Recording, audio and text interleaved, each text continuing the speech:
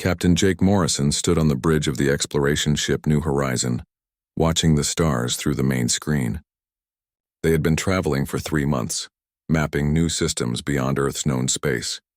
It was supposed to be a peaceful mission, but something felt wrong today.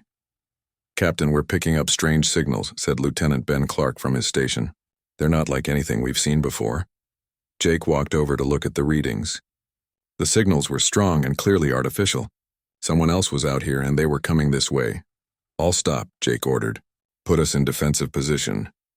Dr. Lisa Park, the ship's science officer, looked up from her console. "Captain, these signals are definitely from alien ships. Multiple vessels, large ones." Before Jake could respond, the space in front of them began to shimmer. Massive ships appeared out of nowhere, their hulls gleaming with strange blue metal. They were beautiful and terrifying at the same time. The largest ship was easily 10 times bigger than the New Horizon. "Incoming transmission," reported Communications Officer Amy Torres.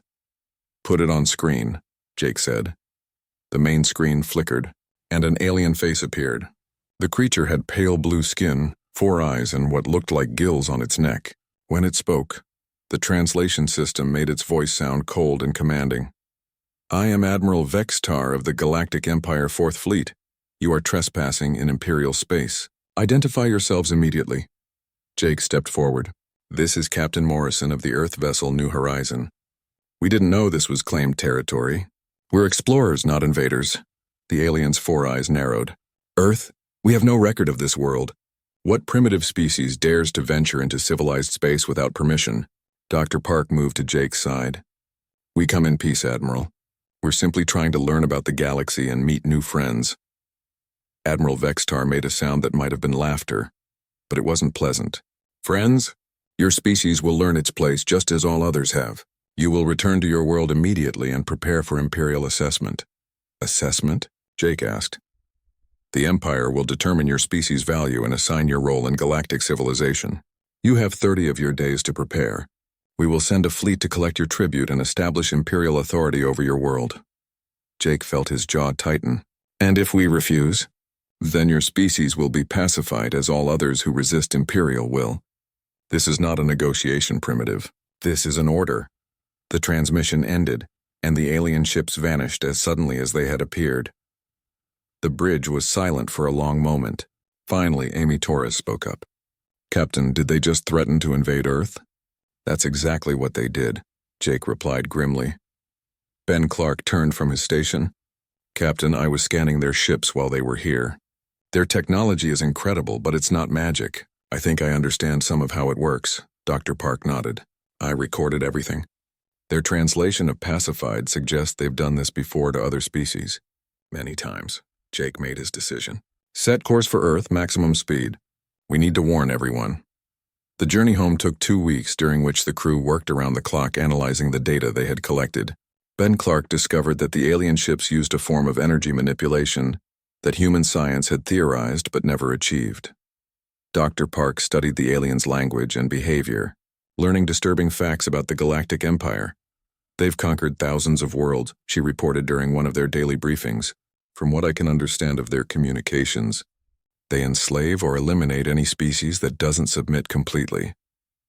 When the New Horizon finally reached Earth, Jake immediately contacted Space Defense Command. Within hours, he was standing before a room full of Earth's top military and political leaders. General Dan Brooks, head of Earth's space defense, listened carefully to Jake's report. "So they gave us 30 days? 28 days now," Jake corrected. "They seemed very confident that we would submit." President Janet Murphy leaned forward. "What are our options?" Dr. Park stood up. "Based on my analysis, they don't negotiate. Every species either submits completely or gets destroyed. There's no middle ground with the Empire." General Brooks studied the technical data Ben Clark had gathered. "Can we fight them?" "Their ships are more advanced than ours," Ben admitted. "But their technology isn't impossible to understand. With enough time, we might be able to adapt." "We don't have time," said Admiral Grace Thompson, head of Earth's space fleet. 28 days isn't enough to build new ships or weapons." The room fell quiet as everyone considered their impossible situation. Then Jake spoke up. "Maybe we don't need to build new ships. Maybe we need to think differently." "What do you mean?" President Murphy asked. The Empire expects us to fight like they do with big ships and conventional tactics. But we're not them. We're human. We adapt, we improvise, we find ways to win even when we shouldn't be able to. General Brooks nodded slowly. You're suggesting we use our human advantages. Exactly. They've been conquering species for thousands of years using the same methods. They probably expect every fight to go the same way. But we can surprise them, Dr. Park added. Their behavior suggests they're very rigid in their thinking. They might not handle unexpected situations well. Admiral Thompson looked at the technical data again. If we could get our hands on some of their technology, even pieces from damaged ships, our engineers might be able to create something new. President Murphy made the decision. We have 28 days to prepare. General Brooks, you're in charge of our defense. Use every resource we have. As the meeting ended, Jake felt a mixture of fear and determination. The Galactic Empire had conquered thousands of worlds, but they had never faced humans before. Earth might be small and primitive compared to their vast empire, but humans had something the Empire didn't expect. They had the will to fight for their freedom. No matter what the odds, over the next few days, Earth transformed. Every shipyard worked around the clock. Scientists raced to develop new weapons and defenses. Military leaders planned strategies that had never been tried before. Amy Torres, now promoted to commander, coordinated communications between Earth's scattered fleets. 24 days remaining, she announced during the daily briefing. Jake, now leading one of the new defensive squadrons, felt ready.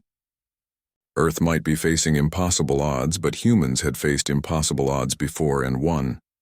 The Empire was about to learn why humans were different from every other species they had conquered. 3 weeks had passed since the Empire's ultimatum, and Earth looked nothing like it had before. Every available ship had been modified with new weapons and shields. Asteroid mining stations had been converted into defensive platforms. The entire solar system had become a fortress. Lieutenant Sam Harper sat in the cockpit of his new fighter, the Eagle. It was smaller and faster than anything Earth had built before, designed specifically to fight the Empire's massive ships. Ben Clark had worked with Earth's best engineers to create something that could outfly and outfight anything the Empire had. All squadrons, this is Admiral Thompson, came the voice over the radio. Enemy ships detected at the edge of the system. This is it, people. Sam looked out at the space around him. Hundreds of human fighters and ships were positioned throughout the solar system. It looked impressive, but everyone knew they were vastly outnumbered. The Empire fleet appeared first as tiny dots on the radar, then grew larger as they approached. There were dozens of massive ships, each one bigger than Earth's largest space station. At the center was a ship so huge it looked like a floating city. Admiral Vextar's voice filled the communication channels. Humans of Earth, your time has expired. Surrender now and accept Imperial rule or face the consequences. President Murphy's response was broadcast from Earth to every ship in both fleets. Admiral, Earth's answer remains the same. We will never surrender our freedom. Then you have chosen extinction, Vextar replied. The Empire ships moved forward in perfect formation, their weapons beginning to glow with deadly energy. They had done this countless times before, and they expected this battle to end quickly like all the others. But the humans had other plans. All fighters execute Plan Delta, ordered Admiral Thompson. Sam and his squadron dove toward the Empire ships, but instead of attacking directly, they scattered in different directions. The Empire's massive guns tried to track them, but the human fighters were too small and too fast. Major Kate Williams led the ground-based weapon systems from Earth's surface. She had spent weeks studying the Empire's tactics and found their weakness. Fire missiles, Pattern 7, she commanded. Thousands of small missiles launched from Earth and the defensive platforms. They weren't powerful enough to seriously damage the Empire ships, but that wasn't the point. They were designed to confuse and distract. While the Empire ships focused on shooting down the missiles, the real attack began. Dr. Alex Turner's new weapon systems activated. He had discovered that the Empire's shields worked differently than human technology. They were stronger, but they had a weakness that humans could exploit. Quantum disruptors activated, Alex reported from his control station on Earth. Empire shields are fluctuating. Colonel Ryan Davis led a group of modified cargo ships toward the Empire fleet. The ships looked harmless, but they were loaded with new weapons that Earth's scientists had developed. As they approached, the Empire ships ignored them, focusing on the fighters and missiles instead. "Now," Ryan ordered. The cargo ships opened up with weapons that the Empire had never seen before. Instead of trying to overpower the alien shields, the human weapons worked around them, attacking the ships directly through dimensional gaps that Alex Turner had learned to create. Admiral Vextar's confident voice suddenly sounded worried. "What are these weapons? How are they penetrating our shields?" Sam and his fighters pressed their attack, using tactics that the Empire couldn't understand. Instead of flying in formation, like civilized species, the humans scattered and regrouped constantly, making it impossible for the Empire's computers to predict their movements. The battle that the Empire expected to last minutes stretched into hours. Their perfect formations began to break apart as human fighters darted between their ships like angry insects. The Empire's weapons were powerful, but they were designed to fight other large ships, not swarms of small, fast fighters. Commander Amy Torres coordinated the battle from Earth's command center, watching as the tide slowly turned. "Empire flagship is showing damage," she reported. "Their main guns are offline." On the surface of Earth, Major Kate Williams activated the planet's final surprise. Hidden weapons that had been built into the ground itself opened fire, sending beams of energy that could reach all the way to the edge of the solar system. "Impossible," Admiral Vextar transmitted. "A primitive world cannot have such weapons." "We're not as primitive as you thought," Admiral Thompson replied. Dr. Alex Turner watched his instruments as the Empire ships began to retreat. "Their shields are failing across the fleet. They can't adapt to our weapon frequency changes." But the humans weren't finished. Colonel Ryan Davis led a final charge with his cargo ships, now revealed to be carrying the most powerful weapons Earth had ever built. The surprise attack caught the Empire fleet completely off guard. One by one, the massive Empire ships began to explode. Their advanced technology couldn't save them from weapons they had never encountered, tactics they couldn't predict, and an enemy that refused to fight fair. Admiral Vextar made one last transmission before his flagship was destroyed. "This is impossible. No species has ever defeated the Empire in direct combat." "That's because you never fought humans before," Sam Harper replied as his fighter delivered the final blow to the Empire flagship. When the battle ended, not a single Empire ship remained intact. The debris of their fleet drifted through space, proof that the mighty Galactic Empire could be beaten. On Earth, crowds gathered in the streets to celebrate. But in the command centers, the leaders knew this was just the beginning. General Dan Brooks stood in the main command room, looking at the wreckage on the screens. "They'll send more ships when this fleet doesn't report back." Admiral Thompson nodded. "But now we know we can beat them, and we have their technology to study." Dr. Lisa Park, who had been analyzing the Empire's communications during the battle, looked up from her console. "There's something else. I intercepted transmissions between their ships. The Empire isn't just a military force. They control hundreds of enslaved species across thousands of worlds." President Murphy considered this information. "So there are others out there who hate the Empire as much as we do." Commander Amy Torres added, "If we could contact them, maybe we wouldn't have to fight the Empire alone." Jake Morrison, who had led his squadron through the entire battle without losing a single ship, smiled grimly. "The Empire made a mistake when they threatened Earth. They thought we were just another species to conquer. What are we then?" asked Ben Clark. Jake looked out at the wreckage of the Empire fleet. "We're their worst nightmare. We're humans who refuse to give up." As Earth began the work of salvaging Empire technology and preparing for the next attack, everyone knew that the galaxy was about to change. The Empire had ruled for thousands of years, but they had never faced an enemy like humanity. The humans weren't just fighting for their own survival anymore. They were fighting for every species the Empire had enslaved, every world they had conquered, and every civilization they had destroyed. The Galactic Empire was about to learn that some species couldn't be conquered, and some fights couldn't be won through superior technology alone. Humans were going to show them the difference. 6 months had passed since the destruction of Admiral Vextar's fleet, and the Galactic Empire was growing worried. No word had come from their forces, and other fleets sent to investigate had also vanished without a trace. Captain Luke Adams commanded the stealth ship Shadow Strike as it moved silently through Empire space. The ship was built using technology salvaged from the destroyed Empire fleet, but improved with human innovations that made it nearly invisible to their sensors. "Target ahead," reported his navigator, Dr. Nicole Green. "It's a prison transport carrying enslaved aliens from the Kepler system." Luke studied the massive ship through his scope. It was surrounded by Empire guards, but he had learned that the Empire's confidence made them predictable.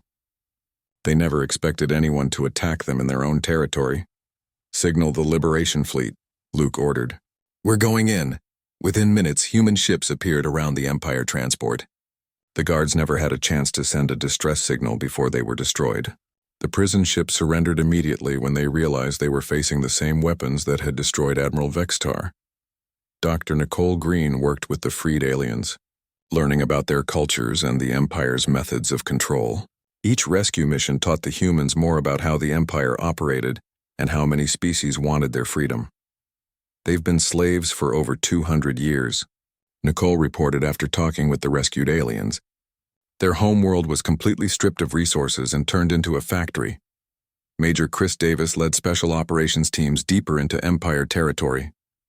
His job was to find and destroy the Empire's supply lines, communication networks, and command centers. Every successful mission made the Empire weaker and more confused. "Empire command post destroyed," Chris reported during his latest mission. "We also recovered their communication codes for this sector." The codes allowed humans to listen to Empire communications, and what they heard was disturbing. The Empire was planning something massive in response to their losses. Lieutenant Commander Holly Baker worked in Earth's Intelligence Center, analyzing every piece of information that came from the field. She had become an expert at reading Empire communications and understanding their military plans. "I'm seeing increased chatter about something called Operation Final Solution," Holly reported during the daily briefing. "They're gathering ships from across the galaxy." Admiral Thompson studied the reports. "How many ships?" "Thousands, maybe tens of thousands. They're pulling fleets from every conquered system and heading toward Earth." General Dan Brooks leaned forward. "What's their plan?" Holly's face was grim. "From what I can understand, they're planning to use planet-killer weapons. They want to destroy Earth completely as an example to other species." The room fell silent. Everyone knew that Earth couldn't survive an attack from thousands of Empire ships, no matter how good human tactics were. President Murphy spoke first. "How long do we have?" 3 weeks, maybe 4, Holly replied. Jake Morrison, now promoted to Admiral, stood up. "Then we need to activate Protocol Exodus." Protocol Exodus was humanity's most secret plan. If Earth ever faced complete destruction, the entire human population would evacuate to hidden colonies that had been established throughout the galaxy. But the plan had another part that only a few people knew about. General Frank Moore had spent months preparing Earth's final surprise. If the Empire wanted to destroy Earth, they would pay a price that would cripple them forever. "Begin the evacuation," President Murphy ordered. "Make it look like we're panicking and running away." Over the next 2 weeks, human ships began leaving Earth in what appeared to be a desperate flight. The Empire's spies reported that humanity was abandoning their homeworld in terror. This news pleased the Empire leaders, who believed their plan was working perfectly, but the evacuation was carefully planned. Every human who left Earth went to specific locations where new fleets were waiting. Dr. Alex Turner had spent months building weapons that were even more advanced than the ones that had defeated Admiral Vextar. Captain Sam Harper, now leading his own squadron, arrived at the secret base on Europa with his pilots. "How many ships do we have?" he asked Admiral Thompson. "More than the Empire expects," she replied, "and everyone is equipped with weapons they've never seen before." While the Empire fleet gathered for their attack on Earth, human forces positioned themselves throughout the galaxy. Major Kate Williams led ground forces to Empire supply worlds. Colonel Ryan Davis took his ships to attack Empire shipyards. Dr. Lisa Park worked with freed alien species to coordinate uprisings on conquered worlds. The Empire's massive fleet finally arrived at Earth to find what appeared to be a defenseless, abandoned world. Admiral Kethra, the new Empire commander, was confident that this would be an easy victory. Begin planetary bombardment, Kethra ordered. Show the galaxy what happens to species that resist the Empire. But when the Empire ships moved into position around Earth, General Frank Moore activated the planet's final defense system. What the Empire thought was an abandoned world was actually the largest trap ever built. Hidden weapons systems that had been built into Earth's crust opened fire simultaneously. Mines that had been positioned throughout the solar system activated. The planet itself became a weapon designed to destroy anything that came close. The Empire fleet found themselves caught in a killing field. Their ships were too close together to maneuver effectively, and the weapons attacking them came from directions they hadn't expected. Impossible, Admiral Kethra transmitted. The planet is supposed to be empty. The planet is empty, replied a recorded message from General Moore. But we left you a present. While the Empire fleet was trapped around Earth, the real human attack began. Admiral Jake Morrison led the main fleet in an assault on the Empire's homeworlds. The aliens had left their core territories nearly defenseless while gathering ships for the attack on Earth. Captain Luke Adams and his stealth ships hit Empire command centers simultaneously across dozens of worlds. Without communication or coordination, the scattered Empire forces couldn't respond effectively to the human attacks. Dr. Nicole Green broadcast messages to enslaved species throughout the galaxy. Her words spread like fire through the Empire's territories. The humans are here. The Empire can be defeated. Rise up and claim your freedom. Commander Amy Torres coordinated the massive operation from the human fleet's command ship. She watched as reports came in from across the galaxy. Empire worlds were falling one after another, and freed species were joining the human. Caused Empire home fleet destroyed at Zephyr Prime, reported one squadron leader. Imperial shipyards captured at Vega 7, reported another. 3 more star systems have declared independence, added a third. The trap at Earth had destroyed most of the Empire's main fleet, while human forces captured or destroyed their industrial capacity across the galaxy. In a single day, an empire that had lasted for thousands of years began to collapse. Admiral Kethra, commanding one of the few Empire ships to escape the Earth trap, sent a desperate message to all Empire forces. The humans are not what we thought. They are not a primitive species. They are something else entirely, but it was too late. The Empire's military was broken, their territories were in revolt, and their leaders were either dead or captured. On Earth, now safely reoccupied by returning humans, President Murphy received reports from across the galaxy. The impossible had happened. Humanity had not just survived the Empire's attack, they had destroyed it. What now? Asked Admiral Thompson. President Murphy looked at the reports of freed species, liberated worlds, and the collapsed Empire. Now we make sure nothing like the Empire ever rises again. The galaxy needs protectors, not conquerors. The humans had learned that their greatest strength wasn't their technology or their tactics. It was their refusal to accept that some fights couldn't be won, and their determination to protect others who couldn't protect themselves. The Galactic Empire was finished, but humanity's greatest challenge was just beginning. The Galactic Empire's grand fleet arrived at Earth expecting to find a defenseless world, but instead, they triggered the largest trap in galactic history.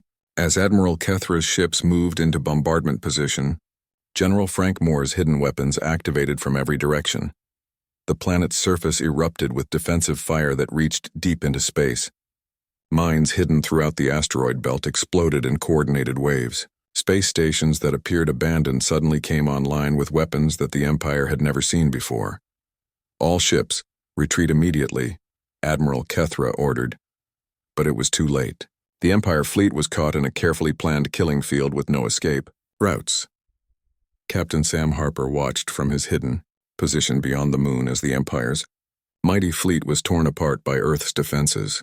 That's for threatening our home, he said quietly. But the destruction of the Empire fleet at Earth was only the beginning. While Admiral Kethra's forces were being destroyed, the real human fleet was already attacking the Empire's core worlds. Admiral Tony Adams led the main assault force toward Zephyr Prime, the Empire's capital world. His ships moved through space using the same stealth technology that had made Luke Adams' missions possible, but on a much larger scale. Empire home fleet detected, reported his scanner operator. They've left only a small guard force. Tony smiled grimly. They never thought anyone would be crazy enough to attack their home world while they were attacking ours, Captain. Rachel Wood commanded the assault on the Empire's primary shipyards at Industrial Sector 7. Her fleet arrived to find the massive construction facilities almost undefended. The Empire had been so confident in their attack on Earth that they had stripped defenses from their most important installations. All construction bays captured, Rachel reported. We now control the Empire's primary shipbuilding capacity. Commander Matt Rogers led his forces against the Empire's administrative centers. These worlds controlled the bureaucracy that kept thousands of enslaved species under control. When the human ships arrived, the local governor surrendered immediately rather than face the same fate as Admiral Vextar. Government complex secured, Matt reported. We have access to all Empire administrative records. Dr. Elena King had developed psychological warfare techniques specifically designed to break the Empire's morale. Her broadcasts reached every Empire world simultaneously, showing the destruction at Earth and the liberation of enslaved species. Citizens of the Empire, her voice carried across thousands of star systems. Your fleet has been destroyed. Your leaders have fled or surrendered. The age of imperial tyranny is over. Any world that surrenders peacefully will be protected. Any world that continues to support slavery and oppression will face human justice. The broadcasts included footage from the rescue missions that Luke Adams and other human teams had conducted. Freed aliens spoke directly to their former oppressors, describing the cruelty they had endured and their gratitude to the humans who had liberated them. Colonel Steve Palmer worked with representatives from dozens of freed species, building a coalition of rebels eager for revenge against their former oppressors. Species that had been enemies under Empire rule now worked together with human coordination. The Altarians have retaken their homeworld, Steve reported. The Centauri Republic has declared independence. 17 systems in the Outer Rim have joined our coalition. Dr. Alex Turner monitored the collapse of the Empire's technology infrastructure. As human forces captured key installations, Alex's teams worked to understand and improve Empire technology, while ensuring it couldn't be used against Earth's allies. Empire communication network is under our control, Alex reported. Their military coordination has completely broken down. The psychological impact of Elena King's broadcasts was devastating to Empire morale. Soldiers who had believed the Empire was invincible began surrendering rather than fighting. Governors who had ruled through fear found their own populations turning against them. On the Empire capital world of Zephyr Prime, the High Council met an emergency session as Admiral Tony Adams' fleet approached their planet. How is this possible? Demanded Counselor Zenthak. The humans were supposed to be a primitive species. Our intelligence was wrong, admitted General Vorthon. They are not like any species we have encountered before. The Empire leaders had ruled for thousands of years by convincing other species that resistance was hopeless. But humans had proven that the Empire could be defeated, and that knowledge was spreading faster than Imperial forces could contain it. Sir, human ships have entered the system, reported the defense coordinator. They're demanding our surrender. Admiral Tony Adams' voice filled the High Council chamber. Leaders of the former Galactic Empire, you are surrounded. Your fleets are destroyed, your worlds are in revolt, and your subjects are free. Surrender now, and you will be treated according to the laws of civilized species. Counselor Zenthak activated the communication system. We are the Galactic Empire. We do not surrender to primitives. Tony's response was calm but firm. You are no longer the Galactic Empire. You are war criminals who have enslaved and murdered billions of innocent beings. You can surrender now or we will take you by force. The final battle for Zephyr Prime lasted only 3 hours. The Empire's home guard, already demoralized by news from across the galaxy, offered little resistance to human forces supported by recently freed alien species. Admiral Victoria Stone led the final assault on the Imperial Palace, where the High Council had barricaded themselves. Her troops, working alongside liberated aliens who wanted to face their former oppressors, broke through the palace defenses without difficulty. This is Admiral Stone, she announced as her forces secured the council chamber. The High Council of the Galactic Empire is under arrest for crimes against galactic civilization. The arrest of the Empire's leaders marked the end of thousands of years of tyrannical rule. Across the galaxy, enslaved species celebrated their freedom, while human forces worked to maintain order and prevent chaos. Commander Amy Torres coordinated the massive task of managing thousands of newly independent worlds. Each system faced different challenges, but all needed help rebuilding after generations of imperial oppression. Refugee crisis on 12 worlds, Amy reported. Food shortages on 8 systems. Military conflicts between former imperial allies on 6 planets. President Murphy addressed these challenges during an emergency session of Earth's government. "We broke the Empire, now we have to help build something better," Admiral Thompson agreed. "We can't just destroy the old system and walk away. These species need time to rebuild their civilizations." Dr. Nicole Green, working with freed alien representatives, proposed a solution. "We establish a galactic protection system. No more empires, no more conquest. Every species gets to choose their own government and defend their own freedom." The idea spread quickly among the liberated worlds. Species that had been enemies under imperial rule began working together to create a new galactic order based on cooperation rather than domination. Jake Morrison, now in charge of the new Galactic Protection Force, established the first protection zone around the former Empire core worlds. "No military conquest allowed," he announced. "Any species that tries to build a new empire will face the combined forces of every free world in the galaxy." The transformation was remarkable. Within weeks of the Empire's fall, former slave worlds were sending aid to each other. Species that had been bitter enemies were working together to rebuild their civilizations, but not everyone accepted the new order. Deep in the Outer Rim, remnants of the Imperial fleet gathered under Admiral Kethra, who had escaped the destruction at Earth. They were planning one final attempt to restore Imperial rule. Admiral Victoria Stone received intelligence about the gathering threat. "Kethra has about 200 ships in support from Loyalist worlds. He's calling it the True Empire." General Dan Brooks studied the reports. 200 ships isn't enough to threaten Earth, but it's enough to terrorize individual worlds. President Murphy made the decision that would define humanity's role in the galaxy.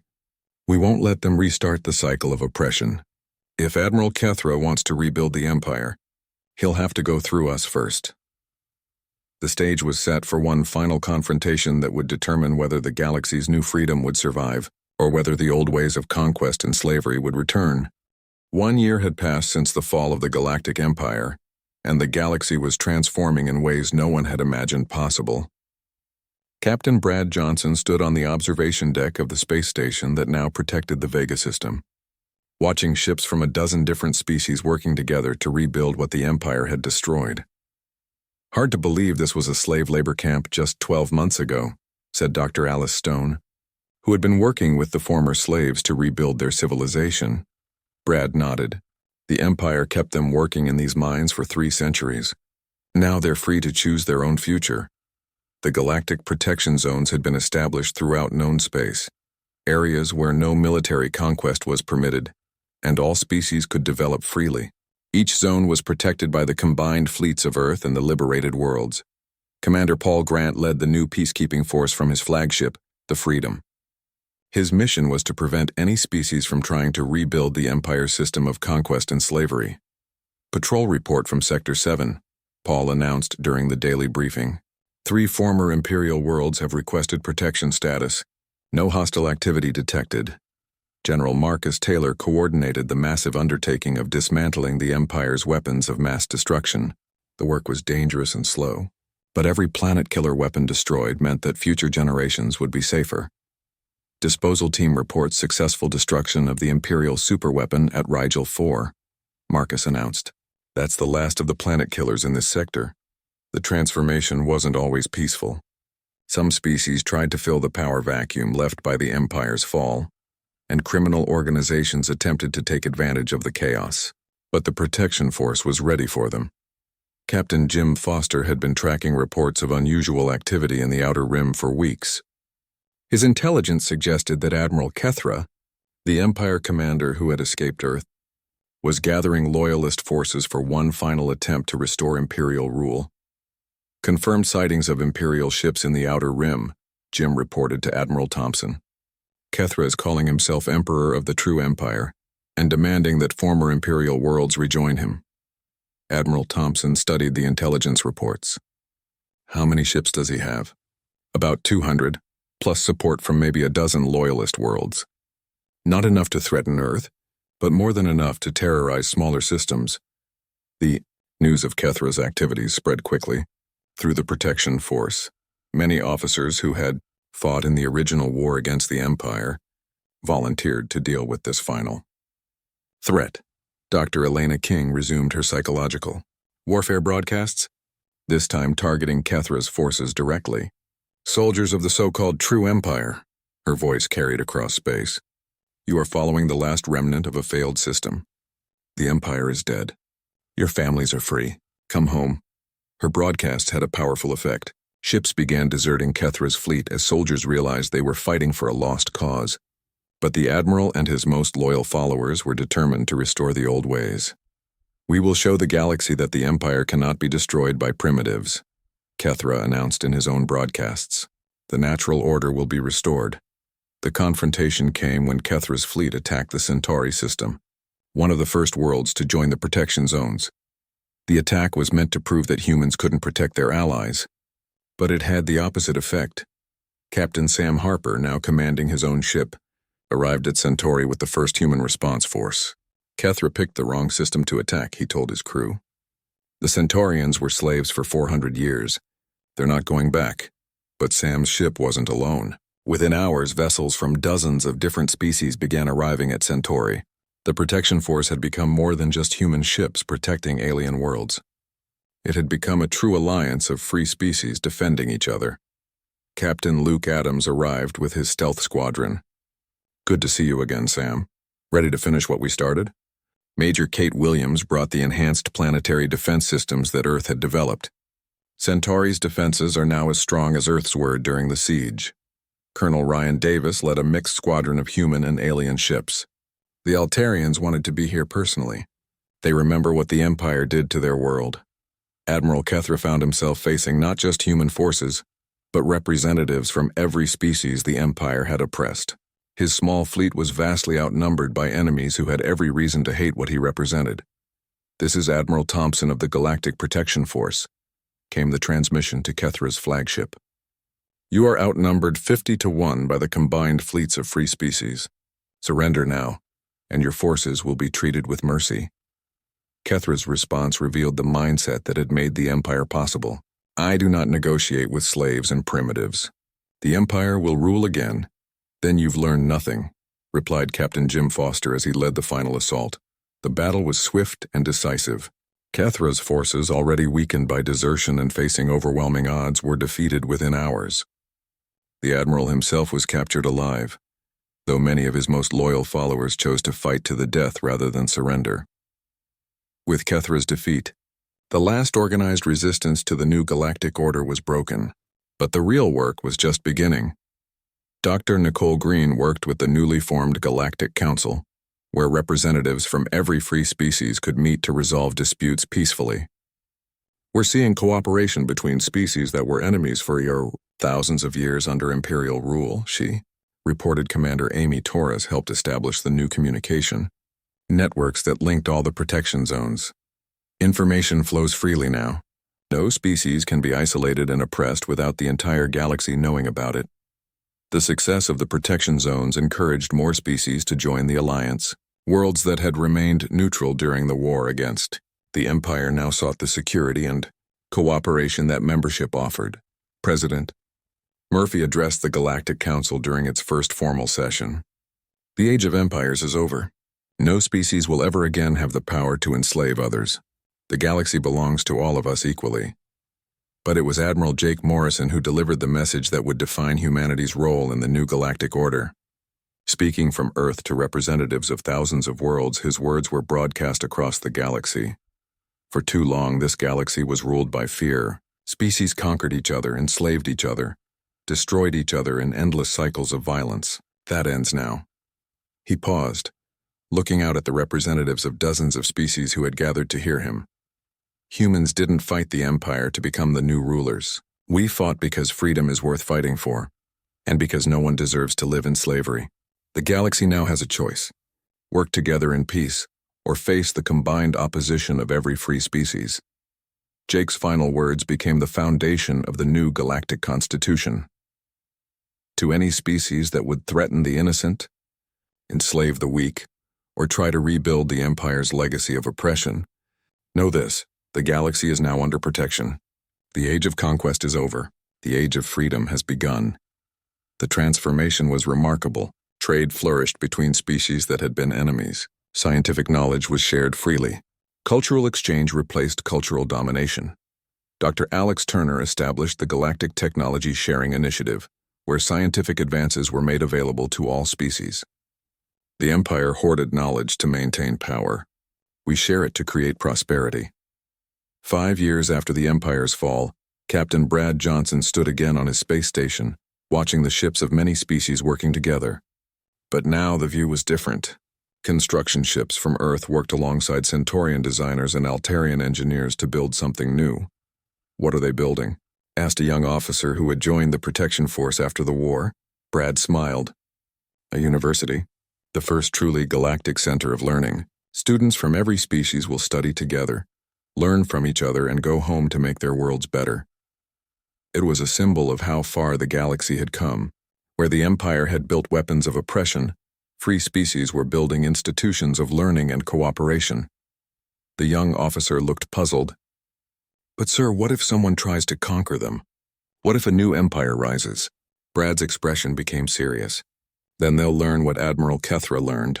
The galaxy has guardians now, and we don't give up." As he spoke, ships from the Galactic Protection Force patrolled peacefully through the system. Human vessels flew alongside former Imperial subjects, all working together to ensure that freedom would never again be threatened. The Galactic Empire had lasted for thousands of years, but it had fallen to a species that refused to accept that some fights couldn't be won. Now those same humans stood guard over a galaxy where every species could choose its own destiny. The Age of Empires was indeed over. The Age of Freedom had begun, and humanity would make sure it lasted forever.